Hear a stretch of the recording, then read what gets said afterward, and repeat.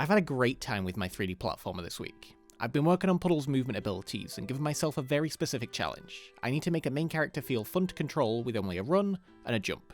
Now, I do eventually want to give Puddle more abilities, but the point of this is to make a system that's simple, but also has some real depth to it. I started by making him a jump animation, which I split into 3 parts. This means I can play the whole thing when you press a jump button, or start partway through when you walk off a ledge, and then play the same landing animation when Puddle touches the ground. I actually make all my animations in the same Blender file. A lot of the time when animating a game character, it feels nicer if you have small transition animations to get you from one state to another.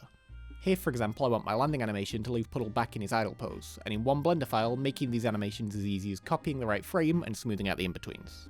Now, I like the run that I made last week, but I think it doesn't quite give the right energy or speed that I want Puddle to have. So I added a sprinting state by raising Puddle's max speed when you press left trigger. For a while I was playing around with having the sprint animation be the same as the run, just with a different rate scale, which can be a nice shortcut, but once I stopped being lazy I made him a proper animation. I can keep the movement alive by giving him something to do while holding the sprint button and being idle, so I had fun making this bouncy run on the spot animation. I want there to be a big split between sprinting and walking, and I don't want one movement option to totally outshadow the other one, so have his max jump height actually quite a bit higher while he isn't sprinting. It means a sprint jump kind of acts like a long jump, and giving it a bit less air mobility and rotation makes it feel more committal, which is what I want. You can add quite a bit more feel to your jump by making it so that holding the jump button for longer makes you jump higher, and tiny presses do these tiny hops. In Unreal, this just means changing the jump hold time, which again, I have different timings for when walking and sprinting. There's so many things like that I added. I've really been having fun with it.